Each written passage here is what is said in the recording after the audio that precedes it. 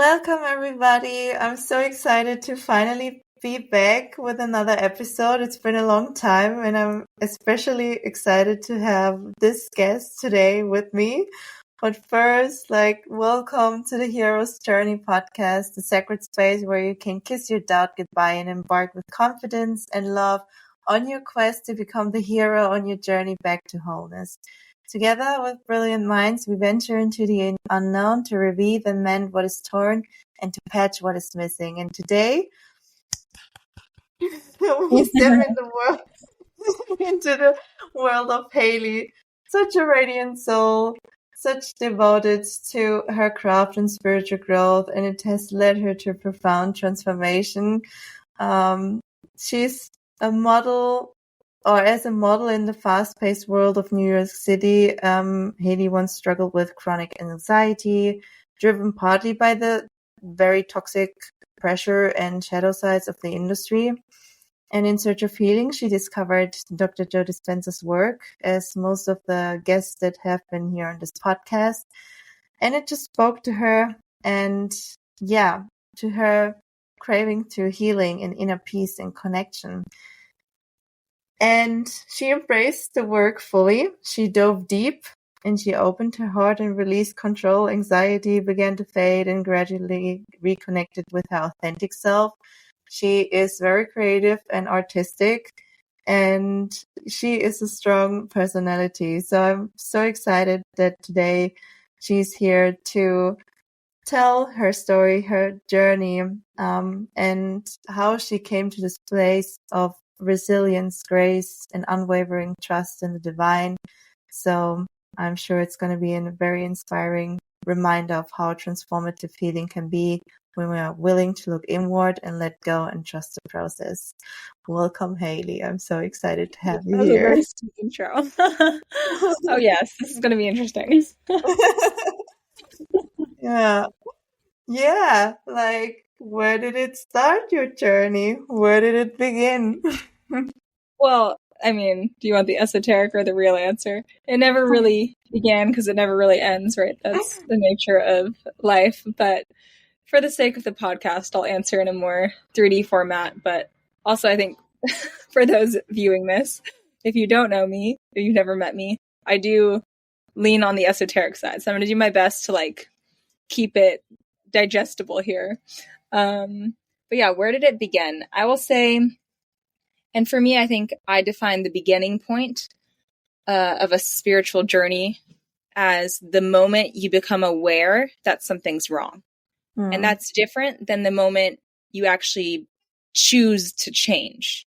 And that's also different than the moment you choose to change through action, not only word. So I think the very beginning is when that first time you think, I'm struggling, or something's wrong, or life could be better, or there's got to be more. It's that first kind of sprout thought, because I think before that, for me at least, it's a life of unconsciousness. And the moment you think that thought, that's what spurs the awakening. So that thought came to me. That thought came to me for the very first time when I was 15. I remember I went on a run, and I used to be a runner as a kid, and I came home and I'm super high off the run, the runner's high. I'm sure you've heard of that, the release of endorphins. And I remember I looked out my window as I'm taking off my running shoes, and I see this flower, and I picked it. And I remember I just being so mesmerized. I had never seen a flower in such depth and beauty, and it's very hard to put into words. I'm staring at this flower for probably 15 minutes. My mother walks into my room and she's like, hey, Haley, da-da-da. She's saying all these things. And then she realizes I'm like this. She's like, what are you doing? And I'm like, Mom, I've never seen anything like this. And she's like, Haley, you look at those every day. They're outside of your window. And I remember it was now I understand it as a fleeting glimpse into God's universe, or a heart opening experience, you could say, a monumental moment, a mystical peak. And then it very quickly fleeted. So I'd say that was technically the first time I enlightened the fact that there is a reality with a higher level of consciousness where everything's even more beautiful. And ever since that day, I always used to wonder, how do you get back to seeing everything that way? Because it wasn't only that flower that was beautiful. Everything in that moment was just so glass shatteringly beautiful. So I think technically my journey started there, but then, just because you have one moment of awakening, you have the dips. So I went back to being very unconscious, and then, yeah, that's technically where it started though. Yeah, that's such a beautiful moment, just being mesmerized by the present and what is there already, and just the beauty of nature, and then really appreciating it. Yeah. Wow. And then I guess some years passed on, and like, how I know, of course, because I've been talking to you, maybe the second monumental part, or rather on the downside, or on the dark night of the soul, was when you were entering, or when you have been a while in the modeling industry. Was there something before that coming to that point, or would you say this is where it really got to the That makes sense. I think confronting? definitely. So there was that first moment of awakening, which is what I'm defining as the beginning of the hero's journey. And then, when I was a very happy child, I had a very good upbringing. I wasn't necessarily popular at school, but I wasn't bullied. So it was a very neutral high school experience. I moved a lot of times, but I was good at that. So I would say the real first kind of air of trial and tribulation for me was when I was 19. I got offered 2 days in a row by 2 different people to start modeling full time. And the first day when someone offered it to me, I was like, yeah, whatever. Like, I don't like makeup, and dressing up sounds super boring because I'm more of like a nature girl. And so the second day when they offered a different person, I thought, oh, that's weird, 2 in a row. And I had never even heard of the word synchronicity back then, but I remember thinking that's like a weird coincidence. And so I thought, you know what, what's some extra cash on the side while I go to school? And I ended up calling both people and signing with the second offer the next day. And lo and behold, he ends up convincing me to drop out of college 2 weeks later and move to Australia to start modeling full time, which to me sounded exciting because I wanted to travel. And, I was always a little rebellious. So I was like, ooh, dropping out of college, like that's really going to turn me that way.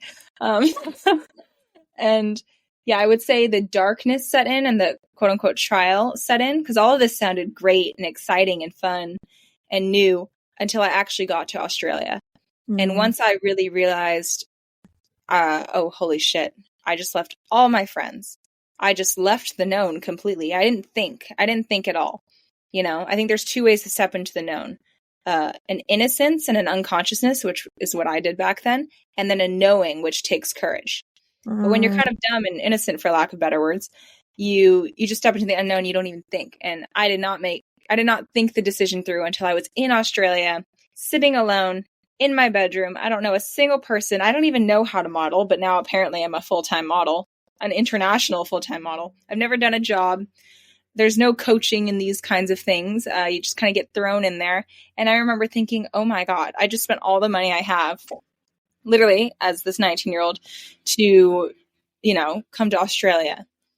And another kind of layer to that added a lot of anxiety was I'd already told my mother that I'm paying her back for college, since she was very upset that I was dropping out.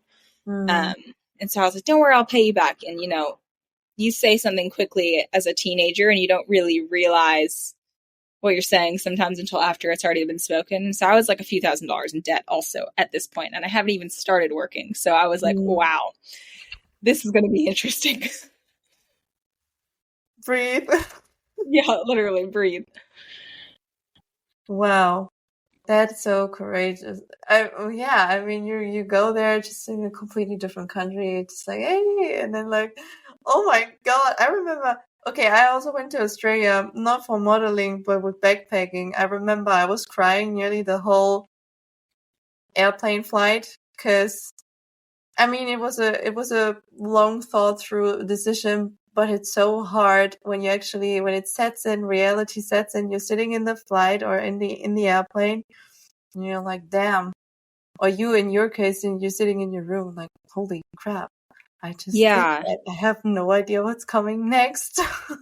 Yeah, and I think also for me, that's when the anxiety really started to set in, which eventually did turn into a depression and a chronic stress, which could have led to a chronic stress disorder. Thankfully, I pinned that before it got too bad. But yeah, that was kind of the beginning of the end. So Because it I also didn't really, remember, it didn't, like this was really, I guess you also didn't have a lot of support there, or like, I don't know how it was, if you yeah, had to search for a room or if they offered you something.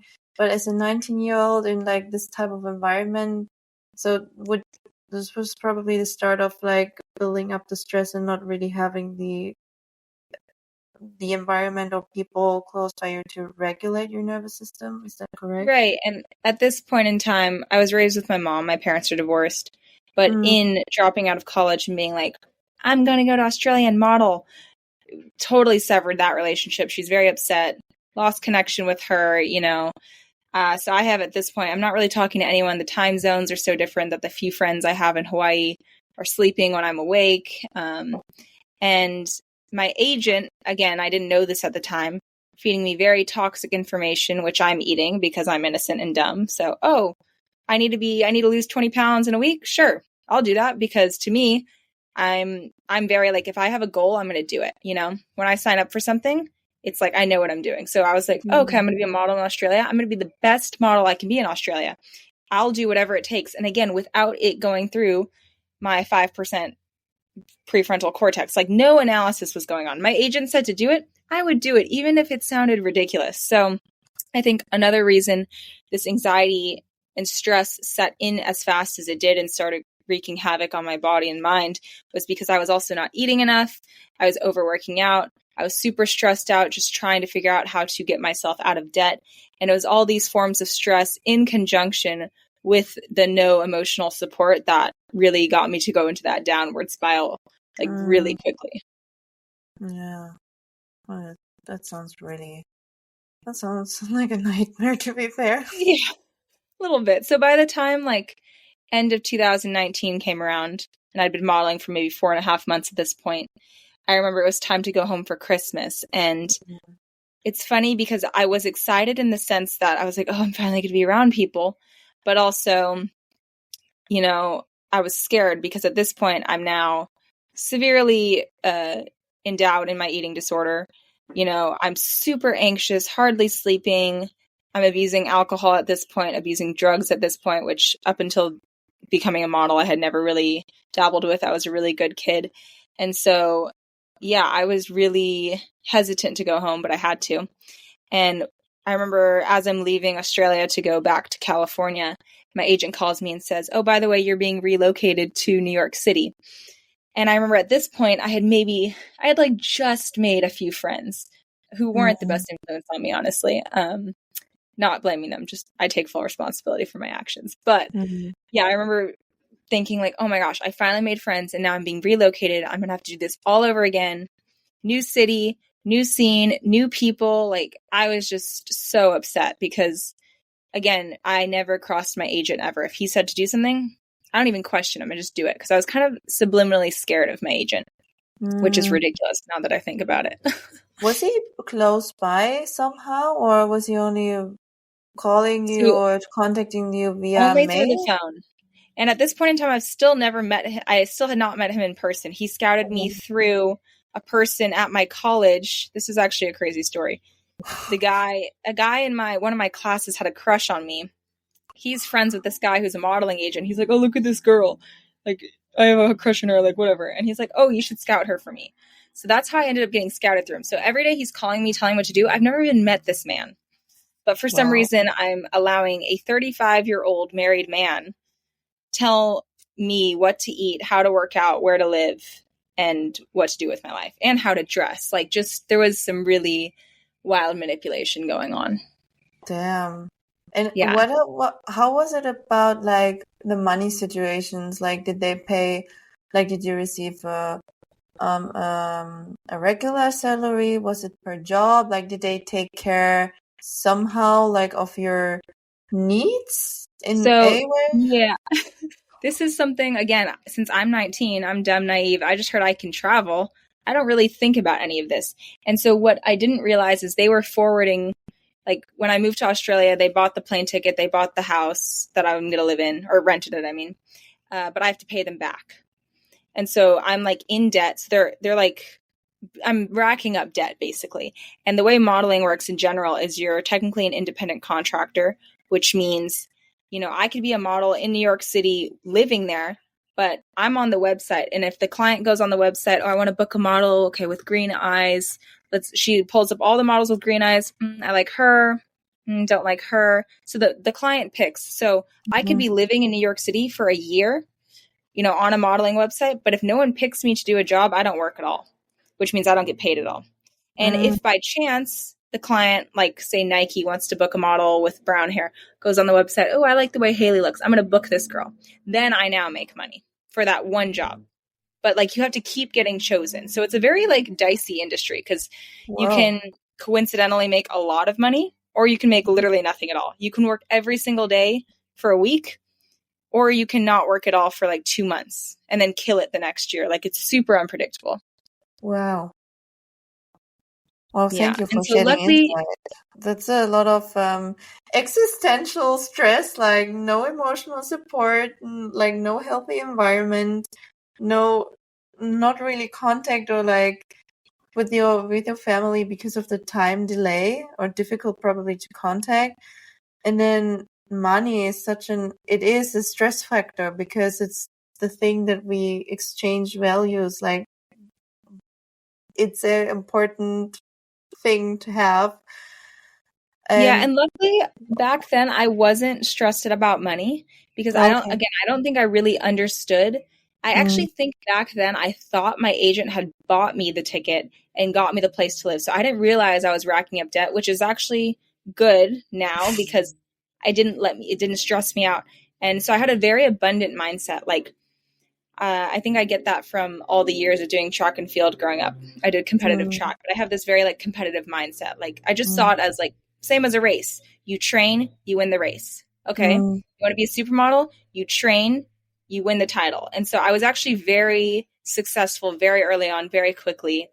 And again, successful monetarily, but meantime, as my abundance, and finance is going up in that way, my abundance with my mind and my bodily health is rapidly declining. So it's really interesting. It's opposite exponents, which was also sending a very confusing signal to my teenage developing brain. The skinnier I get and the more unhealthy I get, the richer I get. So it must be good, right? How did you feel on a day-to-day basis? Of course you felt anxious, but what kind of thoughts were really bothering you? I mean, you were eating up those commands and beliefs that, of course, your manager said you to do so, but how did it impact your life apart from the anxiety? When you, for instance, wanted to go out with friends and for dinner, so was that a stress factor at some point? What thoughts were dominating your mind back then? Yeah, so the thing about severe anxiety is it's obviously on a sliding scale. I had it to a degree that was crippling. And I think a lot of the reason also I wasn't making friends is because my entire goal was to be, a successful model. And to me, I currently held the belief system to be successful, I have to be this size that I'm really naturally not. I was probably 30 pounds underweight. I mean, you could see my bones protruding. I looked sick. I wasn't sleeping because I wasn't eating enough. And so my entire mentality surrounded around, okay, when can I eat? Oh man, if they want to go out to dinner, they're going to want to eat. Okay, so if I do make dinner plans, I can't eat all day because I have to act normal around them because I really didn't want anyone to know. I wanted it to come off as oh, I'm normal. I eat enough. I just it was all fake though. In my head, all I was ever thinking about was oh, how many calories are in that? Or I already ate too much today. Or maybe I shouldn't eat it all today because yesterday I had 2 meals instead of 1. Or just these absolutely, now that I think about them, I'm obviously, Haley, this is wrong. But again, I've learned to really cultivate a sort of compassion for my old self because she didn't know. I mean, even though now I sit here, I'm how could you not have known? It's you can't know what you don't know. And that Haley was so obsessed with an outside, external, egotistic 3D goal that she forgot what truth is, which is the truth is you don't need to earn food to eat it. You're a human, you eat food. You should be eating 2 to 3 times a day. snacks are okay, carbs aren't going to kill you. You know, like all these like normal truths I chose to forego so that I could earn a goal that wasn't authentically aligned with who I am. And so that was driving the anxiety. But yeah, the thoughts mainly had to do around food, around judging myself, you know, in the mirror. I couldn't look in the mirror without saying something just absolutely horrible about myself. You know, anything from like, oh, I could be thinner to like, you know, I didn't sleep enough last night and you can tell by the bags. And I used to actually carry, this is so wild, but I mean, for anyone who's watching who's either a model or not, honestly, this runs rampant even just in our day and age with the social media. But, you know, a lot of models, obviously I'm not a different model than myself, but from what I've observed from the industry, it's like we're all portraying an image that's really just not authentic to who we actually are. And it's very carefully curated. Like I used to go around carrying a measuring tape in my pocket. And every time I go to the bathroom, I'd measure my waist to make sure I'm the same size, which is like so wild to even say out loud, you know? But yeah, it's just a lot of like really sad, depressing thoughts. And when those thoughts are taking you over, you don't have any room to be grateful for how like beautiful it is outside or how many friends you have. Like you're just so self-absorbed with maintaining something that's inauthentic, and that's where all of your energy is going. Yeah, trying to survive in that kind of environment. That's yeah, that sounds heavy. And how about those feelings about anxiety? Like, I mean, I also had some experiences with anxiety. It felt like my nervous system was on fire, and when it was its worst, I just could not any conscious effort to try to relax my body was not working. So I was just like on edge the whole time. Woke up sometimes during the middle of the night, like heart racing. How was that? Like, how was that for you? And how long did you live with that kind of feeling? Like, how long did your body go through this? Yeah. So for me, like looking back now, I can observe like I was 24/7 contracted in my stomach. Back then I didn't know it, but I was always holding my breath and breathing really, really shallow. Didn't realize that until I started to heal. Because for me, when I had the severe anxiety, especially as it started to turn into more of a depression, I started to heavily abuse weed, alcohol, drugs. Like I started going down a really dark path, which even for me, like in the moment I was choosing to ignore, but like looking back, it's surprising because I was like such a good kid. Like I was like the golden child, you know, like I didn't do anything, and not because mom didn't say to, but because I naturally never wanted to. And so, yeah, it took a very dramatic turn. Around like 2021 was like probably the peak of my depression and anxiety. And so, yeah, I was just always high. So I didn't actually feel any of those things because I was using weed as an escape. And then if I wasn't high, I was drinking, or I was both, you know, it was just, so I didn't have any visceral symptoms until I started to meditate. And, you know, when you become aware of how your body feels, you start to feel it. Yes.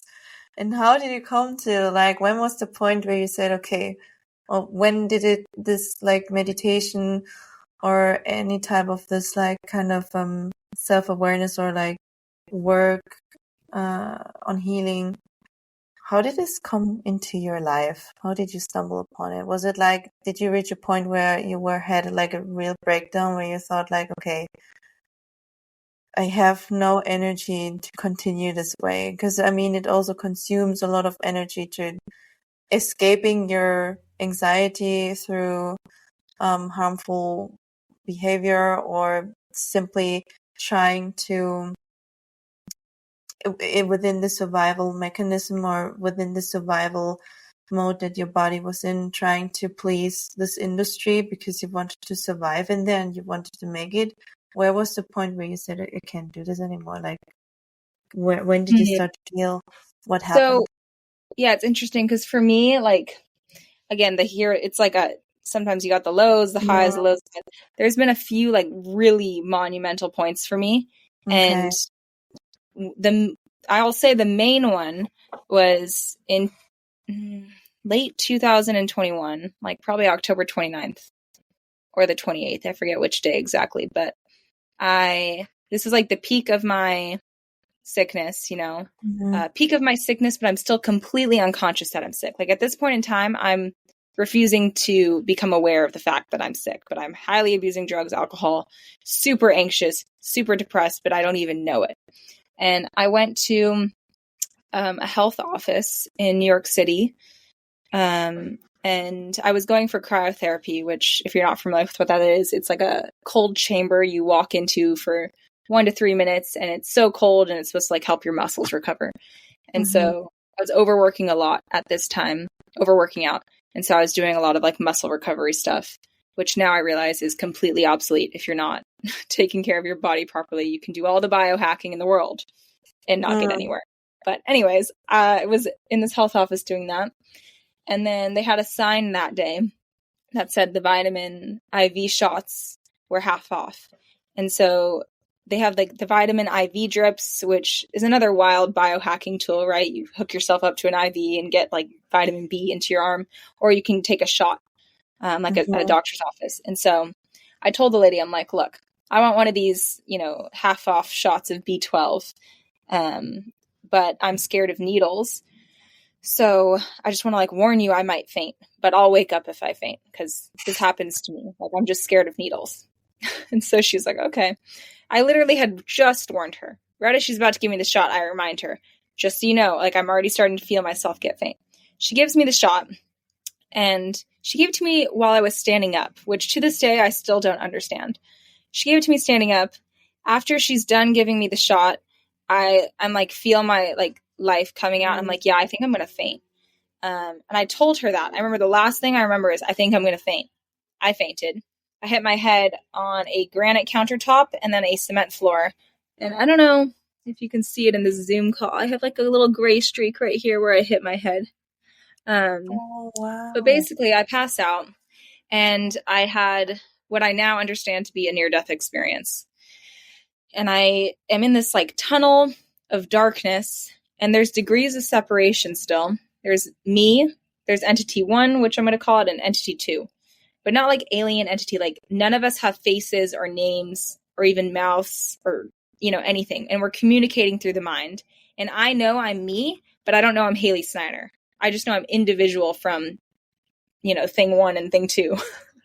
And we're having this conversation. And thing 1's like, hey, get up. I'm like, I just remember being like, I just got here. And then thing 2's like, look, I know you just got here, but like, we actually really got to go. And I remember just being like, well, how do I know I want to go? And thing 2, which I'm calling good cop, was like, trust me, you want to go. Because I remember thing 1 was very like bad cop energy. Like, would you get up? Like, hurry up. Like, it was this like rushing energy. And thing 2 was sympathizing with me a little bit more. Like, okay, she just got here. I know you'd rather just sit down, but like, we got to go. And I remember sitting there understanding like, it's my choice. And I remember very nonchalantly, like I could have gone either way. I was just like, okay, sure. Fine, we can go. And then at like the moment I say that or communicate it through the mind, we start going down this tunnel, and we're going down this tunnel of darkness towards this like real big, eternal, iridescent, pearlescent light.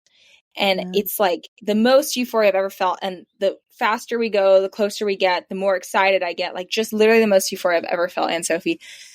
And then instead of going straight, we start to like bounce back and forth. So now we're going slower towards this light. And then I woke up and the nurse is shaking me on the floor. Whoa. And so I was extremely concussed. They ended up getting my phone, calling my best friend, taking me to the hospital. And I remember like, as I'm really concussed sitting in that office, my best friend arrives and she's like arguing with the nurse. How long was she passed out? And she was like, oh, like 30 seconds, or a minute. It couldn't have been more than like 3 minutes. Like, and so she kept changing the time. So to this day, we have no idea how long I was knocked out for. And, I ended up going to the hospital, obviously. On the way to the hospital, I'm like just replaying everything that happened in my mind. I'm like, did that actually happen? Like, I'm so confused because it felt more real than real life. Mm-hmm. We get to the hospital, they do all the checks. Okay, can she move her eyes? Yeah. Okay, her motor control works. And then they hook me up to the EMF machine, which is, the thing where you see in the movies where it's like, and that means they're dead. So they hook me up and it's reading me as a dead person. What? And yeah, no joke, dude. And then the doctor's like, well, clearly you're not dead. And he's like, maybe the machine's not functioning. So he's like, let's just move you to a different room with a different machine. Hooks me up to a different machine, same thing. And I just remember knowing, like, it's because I'm still coming back. And I'm like, how do I tell him this? And I'm like, you know what? He's not going to believe me. I'm not going to say anything. So I didn't say anything. Then he takes my blood pressure because he's like, this is just so bizarre. My blood pressure is like really, really, really low, which happens when you faint. And he asked me, have you had any sugar today? And I remember that day, actually, I'd had like an entire piece of cake and a chocolate bar, like so much sugar. And he was like, I was like, I've actually had a lot. So he gives me more sugar to get the blood pressure up. I think I had like 2 applesauces and like, I don't know, some apple juice or whatever. My blood pressure goes lower after I eat more sugar. And he's like, what the hell? So then he gives me like so much apple juice. And also I literally hate apple juice. So I was like really upset. You know, I'm concussed drinking this apple juice. Finally, like after holding me for over an hour, my blood sugar, goes up. They released me. And in the cab ride home, my best friend Emily's like, what the hell? Because she saw all of that happen. And she's like, what happened? Like, what do you remember at the doctor's office? And she's like still fuming because she was just so upset at that nurse. And I ended up telling her, because she's my best friend, about what I saw. And she thinks I'm concussed. She doesn't believe me. She's like, oh, like, I know it's probably just been a really traumatic day. And so I stopped talking. And then I remember I tried to re-explain it to her probably like a few days later and then a few weeks later. And then at a certain point, I just realized she's always going to think that I just made that up. And so then I was like really searching for someone to understand me. Because I'm like, no. Like I literally saw another dimension that was more real than this dimension. And I felt more euphoria than I've ever felt in this life. Like something more real than Haley Snyder is out there. And I need to understand it. And I need to talk to someone who at least wants to explain it to me or try to understand it with me. You know, I need an accomplice on this mission. So I start telling like random strangers. I start trying to like, you know, look up books, podcasts. And I think that was really the beginning of the searching. Like, okay, now I know something is out there. You know, at this point, I'm still not admitting that I'm sick, but I think that was a really crucial turning point for me because I was just aware that there's something else because I experienced it. And so, you know, slowly I started to lose connection with all my friends because they are now thinking I'm a nutcase, which partially true. You know, I did lose part of my mind in that fall. And I would say that was like crucial turning point for me. But as far as actually to answer your question, you know, when did I realize there was an issue with my health?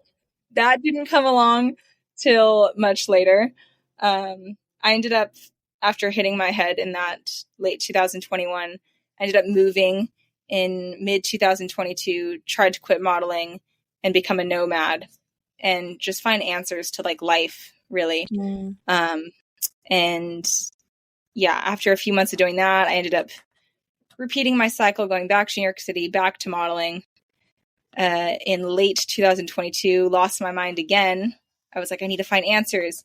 Mid 2023, I left New York City again, did the same thing, sold everything I owned, travel the world, try to find answers. And then in late 2024, I did the same thing again, back to New York City. Late 2023, back to New York City, back to modeling. And this time when I went back, I was like, oh my gosh, like something has got to give here. And at this point in time, that friend of mine is still telling me like, you're really sick, you need help. So I'd started to get a holistic doctor and certain things, but nothing was helping. And so, sorry, this is such a long story. No, keep going. We're here for it. Yeah, but one of the girls I had met while I was traveling in one of my nomadic stints, her and I had actually met because of Dr. Joe Dispenza, because I was reading his book at a cafe and she came up to me. Oh, I love Joe Dispenza. Oh, me too. Okay, whatever. We kept in touch, we became best friends. She called me one day after I've moved back to New York City for the 4th time now. And she's like, dude, Joe Dispenza's having a conference in Cancun, and wouldn't it be so cool if we met up in Cancun? And I was like, yeah, that would be cool. And And, I hadn't seen her since I'd been traveling with her almost a year ago at that point. And so we had this whole plan, like, okay, we're going to meet in Cancun and we're going to do this retreat together. And we're thinking it's going to be kind of like a vacation too, right? Like we heard Cancun, that's why we're going to this. We didn't know anything about his retreats. I had at this point, I'd read all his books. I had tried to meditate maybe twice, had failed, but I also had an intuition when she invited me, like, this is going to be the thing that actually helps me. Because, at this point, I'd gone to the therapist, I'd gone to the holistic doctor, I'd done the acupuncture, body work. Oh, geez, Christ. Like, I could just keep going on the line. Every biohacking thing you can think of. And, at this point, I'm extremely anxious. I know there's a problem. Still have a really bad eating disorder, which only gets worse. I'm still overworking out. The depression's still there. I've also, at this point in time, not had my menstrual cycle for 4 years. Wow. And I'm starting to worry about if I'll ever be able to even make a child in the future, because no menstrual cycle means you can't make a baby. And yeah, I had a lot of issues. Oh, I also had PCOS. I was like, I'm forgetting one. I think that's funny. Sometimes I forget what I used to have. I'm like, what was that again? That's a good thing, though. But yeah, so she invites me to the retreat. And I went to the retreat in Cancun, February of 2024. Damn. Wow. Little did she know she would sit in meditations for like 6 hours a day. Well, no, here's the funniest plot twist about this, dude. We get to the retreat and my friend Macy's like, I need to tell you something. And the way she said it was very like, I need to tell you something, like very concerning. And I'm like, okay, yeah, what's up? And she's like, so remember the day we met and I told you like, oh, I love Joe Dispenza. And then you were reading his book and that's how we like started talking. I was like, yeah. She's like, so I lied. I was like, what? And she's like, yeah, I'd never read his books. And I just wanted to wait. I thought you looked like sweet and cool and I wanted to talk to you. So I saw the book on the table and I thought, oh, that'd be a good opening line. And so, yeah, I lied to you. And I was like, okay. I mean, weird, but that's okay. Like, I can forgive you, That's like 2 years ago. And I'm like, how funny that we're at his retreat. And I'm like, but now you've read his books. And she's like, no. And I'm like, but you watched The Progressive, which is the course you have to watch before attending the week-long retreat. She's like, no, I didn't actually get around to it. So we went to the Joe Dispenza retreat, and she has never even done anything Joe Dispenza, which, as you know, it's intense retreats. So by day 2, she was so fed up, and she actually ended up telling me day 3 of the retreat that she didn't want to be my friend anymore. Yeah, and so that was really wild to me because not even halfway through the retreat, the reason I'm there is basically telling me she wants nothing to do with me. And I was like, oh, wow. Okay. Because I was really getting into it. The retreat was like, yeah, it was so hard. But I was like, okay, yeah, I've never meditated for even 10 minutes, but I'm going to sit here for 3 hours if it kills me. Whereas she was like, fuck this. And every time she'd be like, let's go take a break. Let's go walk outside. I'd be like, oh, you can. But like, I got to sit here because I got things to heal. And I realize now, healing is only accessible to those who want it. You can show up, but if you're not ready to put everything you have into it, it's not going to transform you. It's only going to piss you off. And so I think now I understand it to be my resilience was threatening to her. Wow. Well, that's an interesting, how do you say that? Turn of an event. Oh, yes. Definitely. So what came up then? I mean, it's intense. You didn't meditate it for much before, and then you sit there in a room of probably 1,000+ people who are meditating. The energy in these rooms are quite high, which is awesome. At the same time, when you are exposed to this kind of energy, of course, the patterns from your past and subconscious, they will come up, so you will be able to see them and then you have to release them. So how was that for you when you were sitting there, never meditated much before, and then suddenly, yeah, let's go for a 1 hour meditation, or then sitting there for 2 hours? It's really interesting because ever since I'd hit my head, so that's, 2021 of October, that was like the first point where, okay, books, podcasts, I want to learn. And I was devouring all this knowledge, but as we know, you can talk all day from head knowledge, but until you practice and embody that wisdom, you can only get so far. So the sitting in those meditations was the action, you know? And it was really hard. It was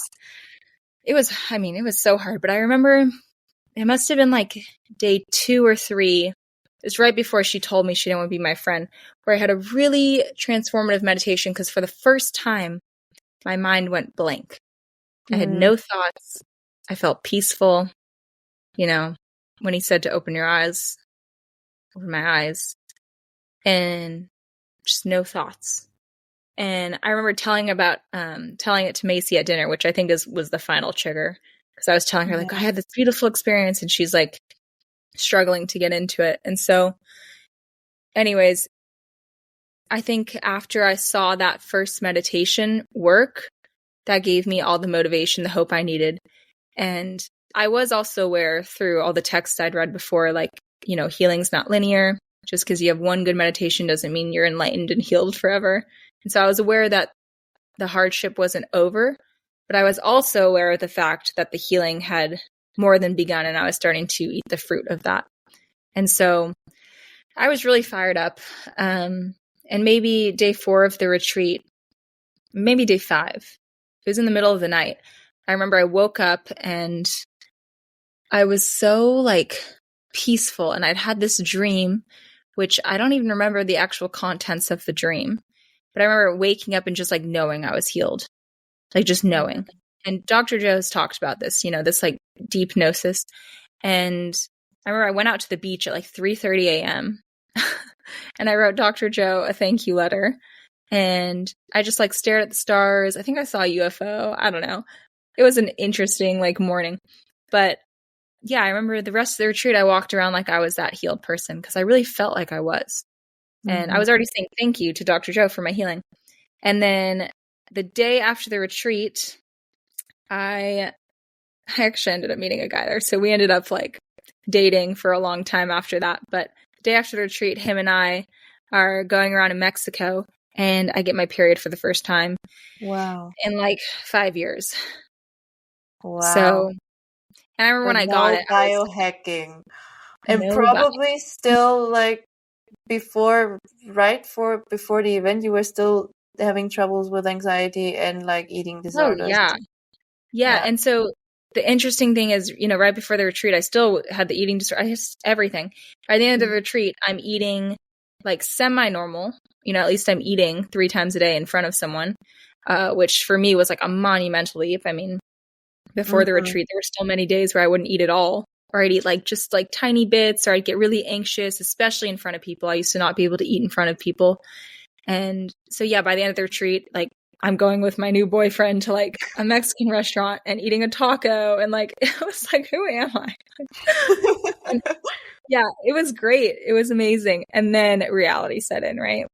So this is the thing I really want to emphasize, because it's not like, oh, and we lived happily ever after. It's like, no, actually, you know, you can only live happily as long as you maintain the mindset of a loving, open-hearted person.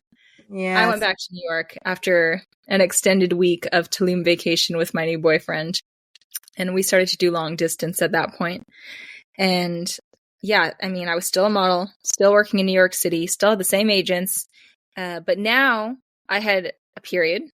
Now I had a new sense of what was real, and now the question was, can I maintain the authenticity? 1 second, Haley, I cannot hear you. What happened?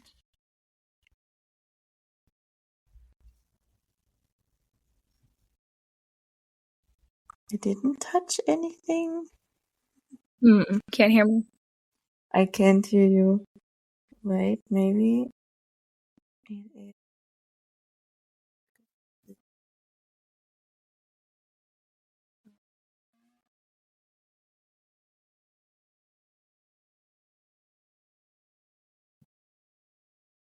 Let me know if you can hear me. I can hear you again. Oh, well. Okay, that's okay. I'm just gonna snip it like edit it. So I don't know why my camera is right now not working, because I didn't touch anything, but that's okay. I guess it will just turn back on at some point, so you just can keep talking. Okay. You were saying you went back like with a new boyfriend, and reality set in, and then shortly after that it was like the audio was not really there anymore. Oh, yeah. So maybe you can just kind of pick up there. Yeah, so basically in every moment I've realized you have a choice, to maintain the perception that's true, which is all things loving, eating enough for me, not abusing the body and overworking out, meditating, speaking kindly to myself, or you can choose to revert into the known and mold to the reality that you're so used to. And so luckily I had a very strong determination, because also I should just mention, before the Dr. Joe retreat, like I'd picked up a very prayer practice, I guess you could say. Like I would talk to my higher self, or God, a lot, that thing inside of you and all around you. And so that practice has been just as powerful for me as meditation, because in moments of, God, okay, I don't want to relapse, but I am in New York City. I have to go to this job later, and there's going to be 3 anorexic models, and I know I'm going to get triggered, and then it's going to be lunchtime. And like, how do I get through today? Like, can you help me? And so in addition to the meditation that I, did every single day, 3-4 times a day, I was praying nonstop, like and it was still so hard, it was, sometimes I'd pray for relief, I'd get it for a moment, and then I'd go right back into anxiety. And so it was that was a really hard time for me. And my new boyfriend at the time, who I was long distance with, was basically my therapist. Like, bless that man's soul. We ended up breaking up and going our separate ways, but we're still friends. Like, we don't talk, but we're still friends. And he really just held me through a time that was very hard for me. Gave me great advice, reminded me to meditate, change my energy, all that stuff. And so I got back to New York City like mid-March. And then I remember by mid-April, my main agent, who was the most toxic of them all, who was the guy who had initially signed me. At this point in time, like, he's starting to notice that I'm not calling him, because ever since I'd gotten home from the retreat, I haven't called him. He tries to call me, I hang up. I text him, do you need something? And so at this point, he calls me one time, I don't pick up. He texts me, he's like, you need to call me. I'm like, I can't answer the phone, just text me. And I was doing that because he had a way with words, and I knew that I wasn't strong enough to not be manipulated, because even though I really wanted to do the right thing, I knew if he said something ridiculous, like, oh, just don't eat for 2 days, like, I would do it. And so I was like, I'm not even. Did they actually said that? Girl. I mean, there's some wild things. Like, this agent of mine has given me drugs before and told me to take them. Like, what? No. Oh, I mean, I could go on. And, I've gotten to the point where, like, an insane mind breeds insane thoughts and recommendations. And so, holy shit. I'm not sure if people can see me right now on camera, because somehow it doesn't work, but I am shocked. This is like, what is this? This is like, it's wild. This is like, reminds me, I don't know, slavery, trafficking. I don't know. And the thing is, like, the modeling industry is much, much darker than most people realize. Oh my gosh. Yeah. And hurt people. And so it's taken me a long time to come to a place of compassion for him. But he used to be a model, he, from his point of view, was trying to help me become rich and successful in the industry, which to him and his perception, you have to be this size, which means you have to take these drugs to suppress your appetite, or not eat food for a few days, or date this person to gain a social status. It's all just about climbing this egotistic ladder, which, to him and his point of view is the right thing to do. And I started to realize that, to me, that doesn't align with my values. It never really did. I was just too naive to know what my values were. And so anyways, I've been ignoring him. He finally sends me this text. He's like, look, I know you're ignoring me. whoever this new boyfriend is of yours, like, I don't like the influence he's having on you. Like, why are you being shady with me? He calls me again. He's like, answer the phone. And so I remember like, okay, Haley, you're going to answer the phone. You're going to stay completely aware. And before you open your mouth, you're going to be completely high consciousness with what you're saying. You will not be manipulated. You listen to me, Haley. And so I answer the phone and I was very sharp with my words. I was like, hello, what do you need? He starts talking. Oh, hey, how are you? And he has this like, you know, kind of snake charm about him. I keep saying, can you get to the chase? And finally he's like, okay, look, I hear the tone in your voice. Like, why are you being so like militant with me? And I'm like, honestly, Hudson, you know, I just have realized I have a boyfriend now, so I share things with him, and I just want to keep it very professional between us. But, you know, keep in mind, for the past 5 years, me and my agent had a very blurred relationship. It was very, you know, he's telling me what to do with my body, what to do with my personal life, where to spend my money. And so to him, he doesn't like this sudden shift of character and values with me. And he's like, well, just because you have a boyfriend doesn't mean you have to cut me out, like all this stuff. And I'm trying to find a nice way to put him in his place. And at a certain point, he's starting to get upset. And I'm like, you know what? You want me to really tell you what this is about? I will tell you. And I was trying to be nice about it, but I will give it to you straight. And the truth hurts. And the truth is, I have done a lot of contemplation about the advice you've given me over the years. And I've realized I don't actually agree with it, even though my actions have said otherwise in the past. And I've recently decided that I don't think it's okay to starve myself. I don't think it's okay to overwork out. And I honestly don't think it was okay, you know, some of the advice you gave me. And I left it at that. I didn't like go listing everything. I just said that. And I said, I understand that you offered me this advice and technically I took it. So I'm not blaming you. I remember saying this. I'm not blaming you. But at the same time, I don't agree with it. And so I've stopped answering the phone because I honestly don't want to hear your advice anymore, if you really must know. And I don't think he expected to be hit with such truth. He got furious. He's like, what are you talking about? All I've ever wanted for you is the best, like completely not hearing anything I say. Yeah. He ends up just talking. I stayed silent. By the end of the conversation, he's very manipulative. So you have to understand, I was dealing with what I now understand to be a narcissist. Yeah. And yeah, by the end of the conversation, somehow he got me to be like, we're good, we're friends, I'll call you every day. And he's like, okay, great, and hung up the phone. And I remember being like, wait, what happened? Like, I was doing so good. And then at a certain point, I got manipulated. And I remember being like, no, I don't want to him. I remember being just so upset. I was in the grocery store, I remember. And I was just like, what the hell? Like, I literally gave myself a pep talk before this, and I was being so good with my words. And then somehow he still got what he want with his weaselly little way.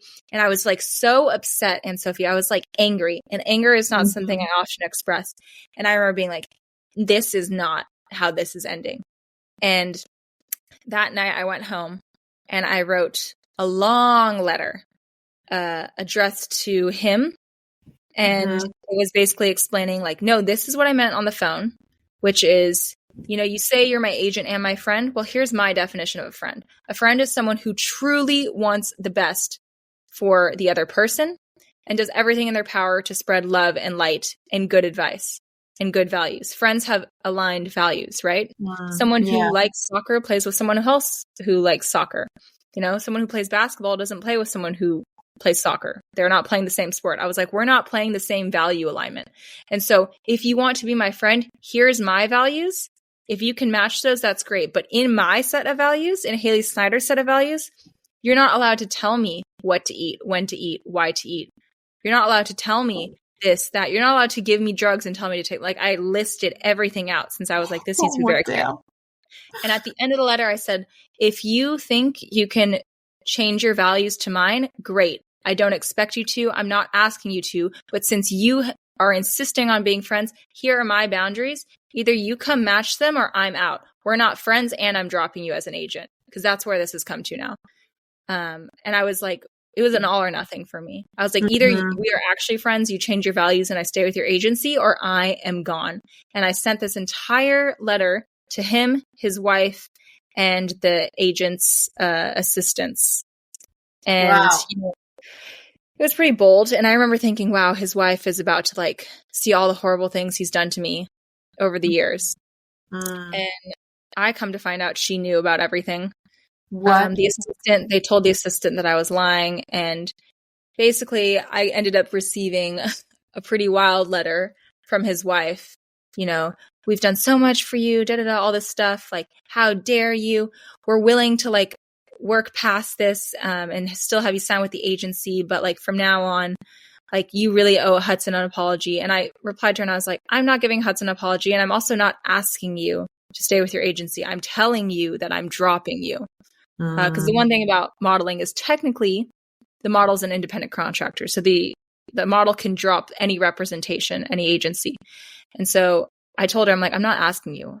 I'm telling you that I'm done here. And I ended up leaving the agency. And yeah, it was that was a really big turning point for me as well, because I was finally sticking to my values and showcasing it through my words and my actions. Wow, yeah. That was a very good, like, anger can serve you so well. Like, it protected your boundaries. I think that's also sometimes very important to see that you don't have to be lovey-dovey when you're in this work. And you showed so much respect, but you made like clear boundaries, and that was like obviously really necessary to put yourself into your further healing journey and just cutting those ties with these people.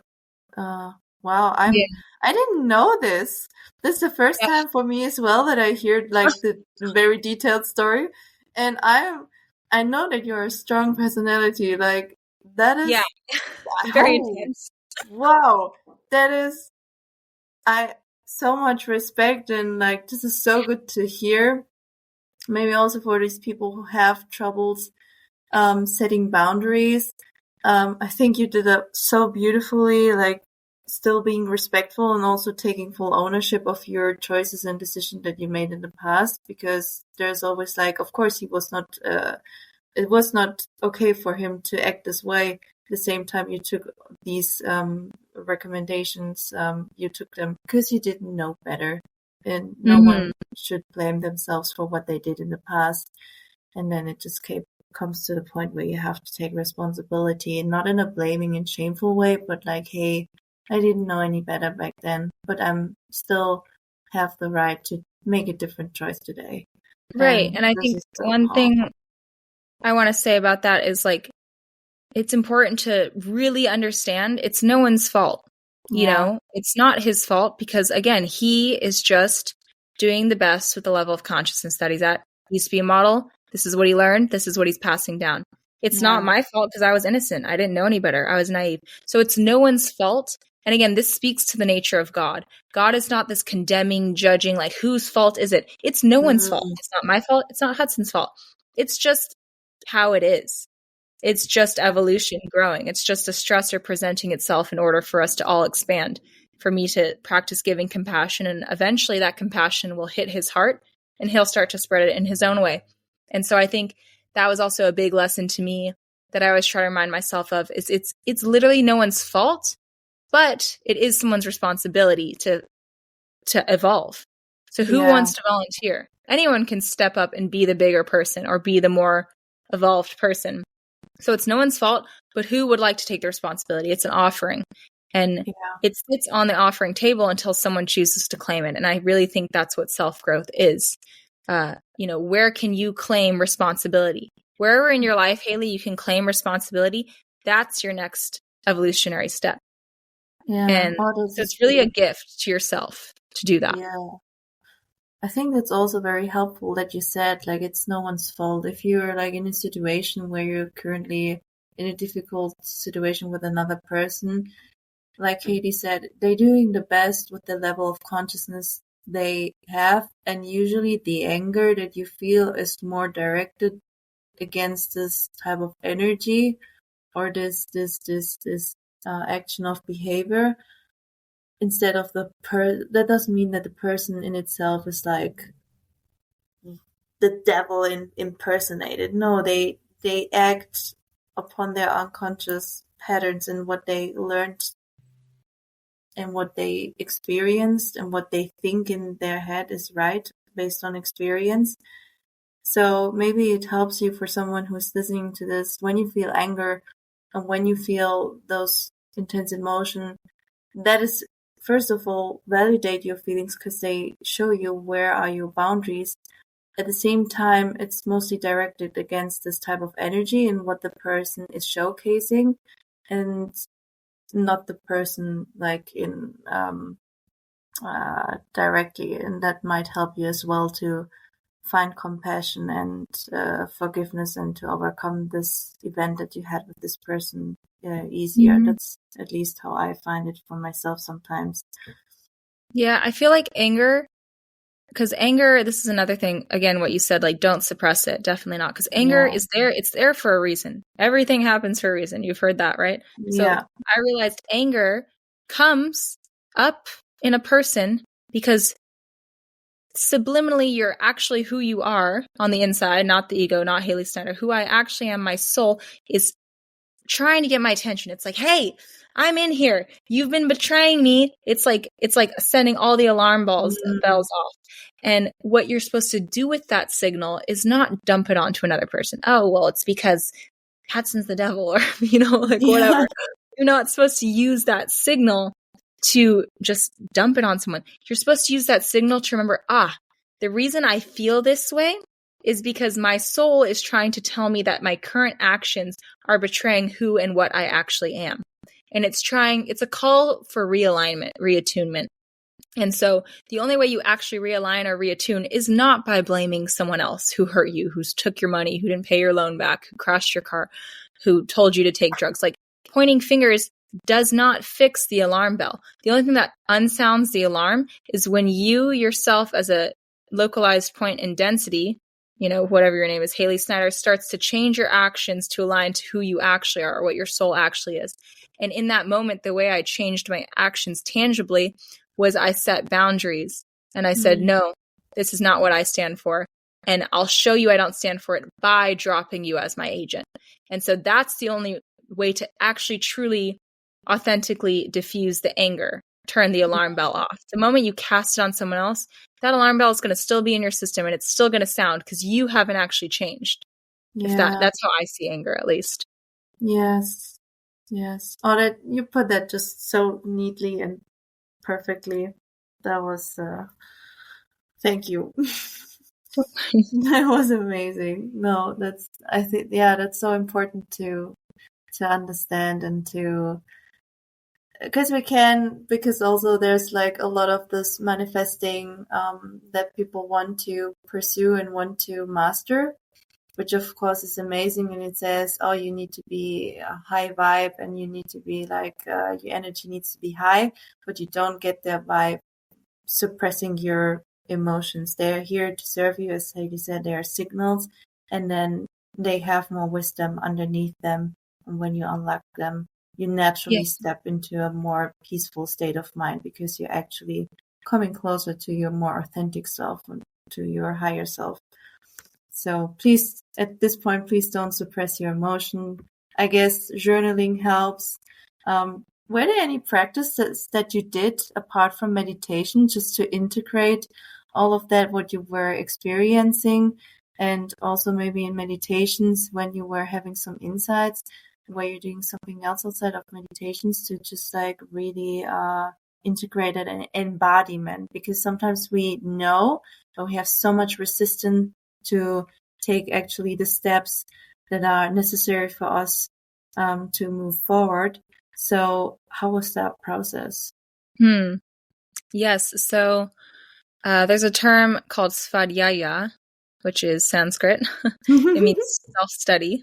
And so I started to do what they call self-study unintentionally without knowing what that was in 2019 when I started modeling. Because basically when I got to Australia and I didn't have any friends, I remember I bought a journal and I bought a pen and I just started writing. all day. So I guess you could call it a diary, but I used to make up these games. I'd go down rabbit holes with myself. Like I'd just entertain myself. And so I realize now, and now I'm a writer. Now it's like a huge part of my life. I love writing. I write lots of poetry. I recently just started singing as well. But yeah, this practice of self-study has been something that really blossomed for me back in 2019. And it's something I've carried with me. Like if you know me on a personal level, you know, I always have a pen or four.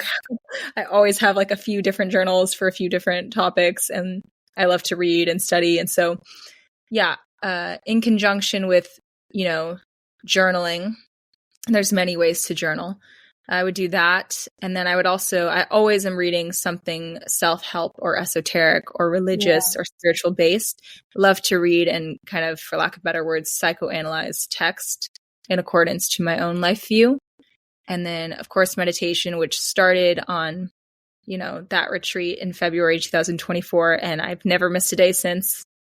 And I'll just note too, in the hardest phase of my it's been pretty hard at different points. But basically, when I first started meditating, for probably the first 8 months, I was meditating on average 4 hours a day because I was really determined and like, I was like in the thick of it, right? I'm still living in New York City as a model with agents. So like, I knew like, if I don't get this, like it is everything to me, I'm totally going to go back to my old environment. So I also cut out all of my friends that weren't good for me, you know, even though I love them. And this is something I really hope to communicate to someone. I know someone watching this needs to hear this. Who is in your life that you love, but you know is not good for you? And those can be mutually inclusive. You can love someone and they can also not be good for you. And I think the truly loving thing to do in my scenario was identify who do I absolutely, you know, adore, want the best for, but because I love them, I need to distance myself and rework my values so that I can be the example, you know, how to go to bed earlier, not drink as much, not do drugs, eat enough, not overwork out. Like, how can I be a living example of truth for my friend? And consciously right now, I know I need to create distance so that I can become that version of me that can be an example to them. And so I cut out a lot of friends, which to this day, you know, I pray for them still. I love them so much still, but I haven't talked to them because I know that while you're in this fragile state of change, it's like you're going from a caterpillar to a butterfly. In the chrysalis stage, you can't be like, you know, messing around. You're focusing on growing wings. You do anything and that new wing of yours is not going to come out perfect and being able to fly. And so I knew that I needed to build the version of myself that was stabilized in eating normally, in, you know, feeling good, in having a menstrual cycle and all these things. It's not like, because even like, you know, when I got my menstrual cycle back, there was months after that where I lost it again. Like healing is not like you're healed and then it's done forever. It's like a journey. And so I knew I needed to have proof that my healing had been stabilized for long enough before I even entertained the idea of going back and trying to rekindle various connections and certain things. And so, yeah, I would say that was part of my spiritual practice, cutting out people that I knew weren't good for me at that time and slowly reintroducing them after proving to myself for months that I was stable. Meditation, that I did a lot of yoga. I'd been doing yoga for years, but I started to actually do yoga, you know. I did the breath work, various types of breath work. And one thing I will just note that I think a lot of people maybe in our community haven't talked about, that also I've been contemplating starting my own maybe YouTube channel where I talk about this, you know, things that we do along the path that serve you at one point, but then at a certain point they become obsolete. So for me, if you're in this community, you know, we do a lot of the Dr. Joe's breath work, which is essentially just a tantric breathwork practice where you bring energy from the base of your spine up to your pineal gland. And, you know, you can ding that thing, have an experience. I got really good at doing that,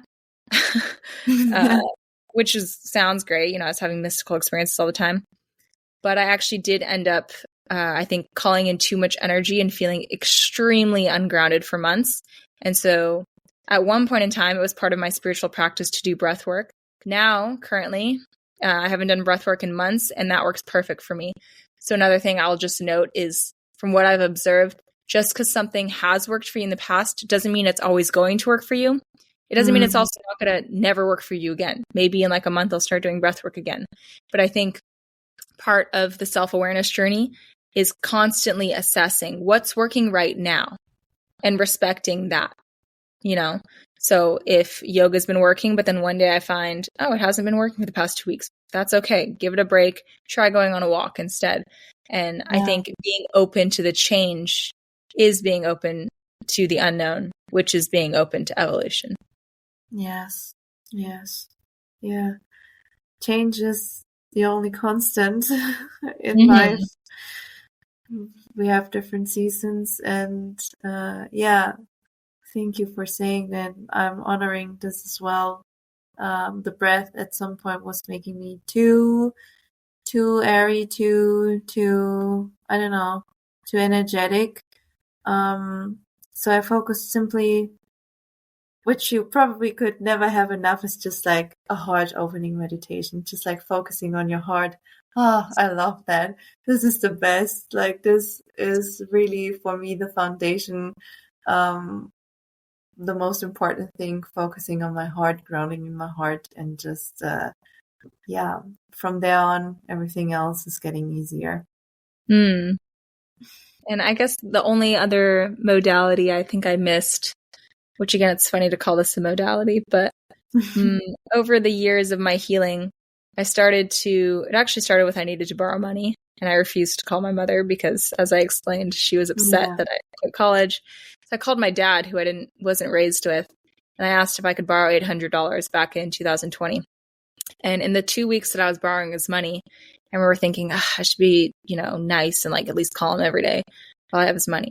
And in those 2 weeks, I realized like, wow, my dad is really sweet and cool. And, maybe what mom told me wasn't true, all these things. So over the course of, ever since that time where I borrowed money, even after I paid him back, I remember I continued to call him. And over the years, we started to get closer. And, that was so healing for me. That was, that was like so huge. Like having a relationship where you can actually tell them everything. Like I remember he was the first person that I was like brave enough to tell, like, I think I have an eating disorder and I don't know what to do. He was the first person where I was like, oh, I can tell him, if my agent said to do this thing that I'm not sure is right, like I can ask my dad if it's right or wrong. Like I had a real trust with him. And that's a real relationship. Someone you can trust anything with and know they're not going to judge you. That's the most important thing. My dad is like the most unconditionally loving person I've ever met. I don't know if he's a person. He might be an alien. Like he's like just the best. But yeah, now he's my best friend. I'm sitting on his couch now, visiting him in California. But I would say, find someone that you can be completely open and yourself with, and ask for advice and know that they're coming from a place of unconditional love. They don't want anything from you. All they want is the best for you. And maybe that is a parent, if you're lucky like me, or a sibling, or a best friend, or a cousin, or your neighbor. Like it could be anyone. Maybe it's the guy that is the cafe barista. Like you never know who's going to be that person for you, but those special connections are out there, and they are so beautiful during a healing process because, those days where it was just so hard, I would call my dad, even if it's just to cry on the phone, and even just to know someone's listening to my tears felt like being received. And when you feel like you're being received, all of a sudden you have the energy to start giving life another go. Yeah. Just being received also in your humanity and like in your vulnerability is also such a beautiful experience and so important for the healing journey. And having a community where you can just show your vulnerability, not to drown in there, but just, being loved for who you are in any type of moment, that gives you so much strength, and it just builds so much resilience as well, because then kind of, hey, I'm gonna be fine.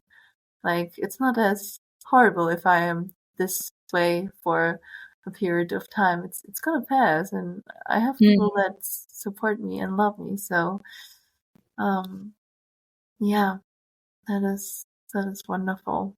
Yeah, connection is a beautiful healing thing.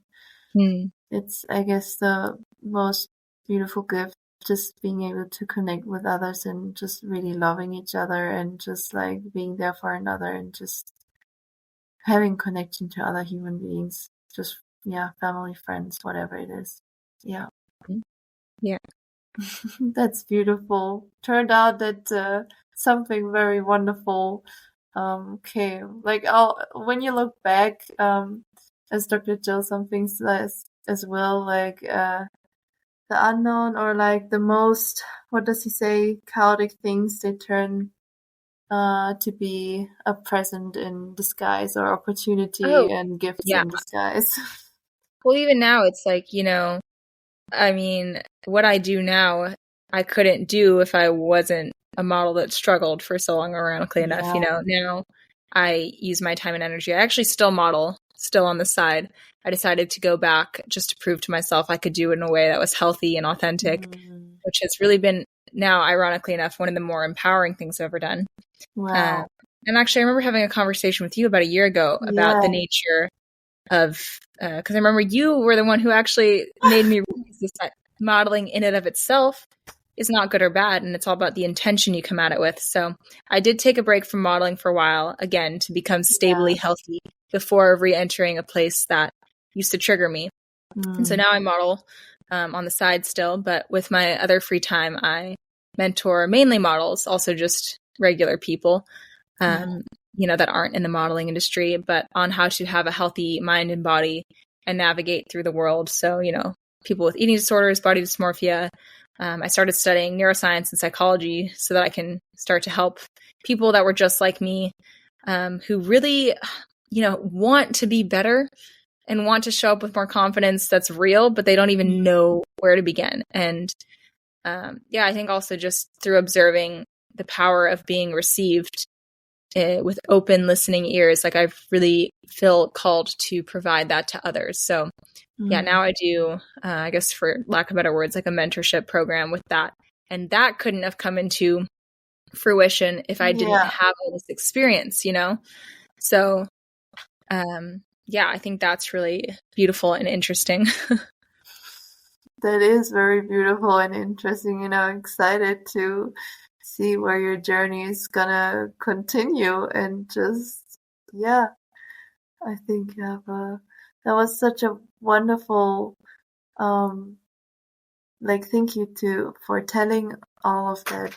It was wonderful to just go in detail with you and just like accompany you along this journey, because there were so many nuggets. And I've also, for myself, you said you're a really great talker. You just like say things so clearly and just so in a beautiful way that everybody can digest. And for me, I also took something home with me.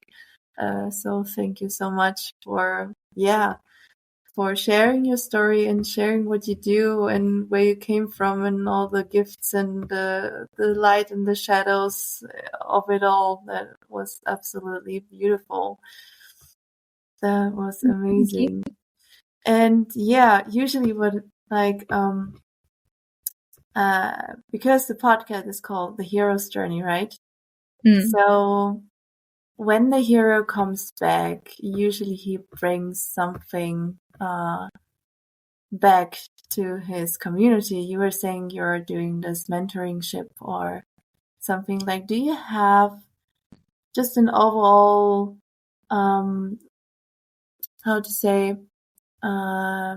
what would you say, like the most important things that you would like people to know, like as a closing or final statement? And also, if your courses already exist, is there something where we can find you and enjoy the content that you are creating? Because I know you write beautiful poets.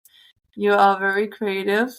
And if you have anything that you want to share with us, we would love to hear that. Yes. So I would say, and like, you know, you said at the beginning, the hero's journey is a cycle. It's not, you don't go through one of these cycles and happily ever after at the end. It's like it keeps yourself. And it does get just higher levels of initiation, you could say. So I think each cycle I bring something back or a few things. And in this major cycle for me with this, traversing the modeling industry and coming out the other end, I'm now entering another hero's journey cycle. But from that cycle, I definitely brought, a real genuine love for food. It's like so much more exciting than when I was 15 and I didn't have an eating disorder, because it's like, oh my gosh, now it's like I really understand like how blessed I am to eat and not feel anxious. All these different flavors, because like for years I didn't eat like, carbs or like all this stuff. And so now eating has been like, it's just like a really big passion of mine. And I do love to bake now. So I would say I make a lot of cool recipes. So yeah, I actually just baked my dad muffins. Nice. So that's one of the gifts, baking, which I never would have thought I'd be into that. A few years ago, a muffin used to scare me. But yeah, now I bake like lots of sweet, yummy things. And I started writing poetry, more geared towards the nature of reality, God, and love during this entire journey, which now actually has transmuted. I don't know if I mentioned on this call, I broke my clavicle like 2 months ago, which has been another hero's journey initiation. And from that cycle, I've brought with me, I couldn't write poetry for about a month while my arm was broken. And then I started singing. So now I'm starting to create songs about, just like love and silly, cliche, beautiful things. So I would say a lot of art and creativity, creation, a lot of creation that I never saw coming with the baking, the poetry, the songwriting. And I would say that's the most tangible, as well as the coaching platform that I run. And if you want to find that platform, just look at it a little bit more. You can find that as well as my poetry and a link to my YouTube, all on my Instagram, which is the @hay.SNYDER. And I post lots of just random rabbit hole videos on there. I think here's a more less tangible, powerful thing that I took back from this entire experience, which is accepting the self. The entire root of all of my issues were insecurity. What do people think of me? Am I thin enough? Do I look the right way? Like always just so completely obsessed with what other people think about me. And now, like, and again, you have to keep working at this. It's not like one day you attain it and it's yours forever. But now I genuinely wake up every morning, and more often than not, I don't care what people think of me. And on the days where I do have those, old intrusive patterns come in, I'm able to work myself up to a level of energy that reminds myself it does not matter what you think of me. And I actually showcase a lot of that on my Instagram. I post just like some ridiculous rabbit holes. And every time I do it, sometimes still as I'm hitting the post button, I'm like, wow, this is like maybe going to be really cringy to someone, or maybe someone's not going to like it. But you know what, Haley? It doesn't matter. And every time you showcase that, whether it's through posting this video on Instagram, Haley, or you wear whatever you want, or, you do whatever, you're reminding yourself of your values, which is self-acceptance, acting authentic to the self, unique to the self. And so, it's a never-ending stepping into the gift of not caring what other people think.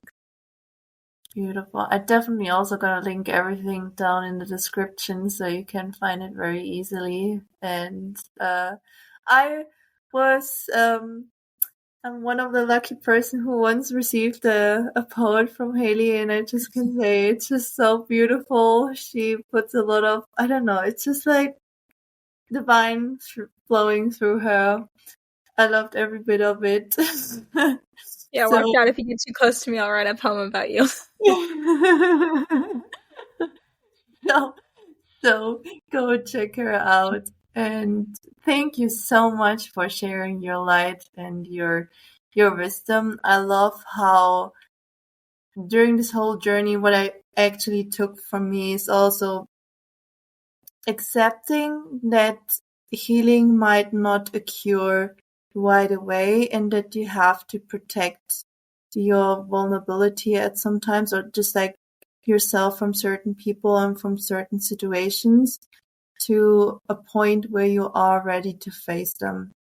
And that was so beautiful to hear. Like, I feel like you balanced so well this realistic or view with the unlimited desire and belief that you can heal and everything is possible, while balancing also the 3D world and like acknowledging and loving your human experience, which we all have and don't get around. Because I was not, the last weeks I was like kind of denying some of my emotions, and like I can be very stubborn. So hearing your story and just like how you gently also approached all these things with so much respect and love for yourself that you of course also had to build, but just like forgiving yourself maybe every minute or every few hours. Like you said, you were praying and then sometimes you got a relief for like 5 seconds and then everything came back, but you kept praying and you just kept at it. That was so, overall, this story was just so wonderful to hear and was also such a beautiful reminder for myself. So thank you. Thank you so much for sharing your light and for your wisdom. That was really, really beautiful in the midst of all the shadows and the downsides. But overall, this journey so far, it's beautiful. I don't know how to describe it differently. Oh. Thank you for your time and asking me all these questions. Yeah, thank you. Well then, guys, thank you for listening. I know that you will get something out of this in whatever way. Be kind to yourself, love yourself, and just remember it. The fact that you are just taking a step by step, or at least taking one action at a time, or simply having the intention to heal or whatever you're working on, is what brings you forward. That's every tiny micro step is acknowledged and loved and respected and matched by the divine. So I hope this reaches your heart. Thank you so much, guys. Thank you. I'll see you in Sophie.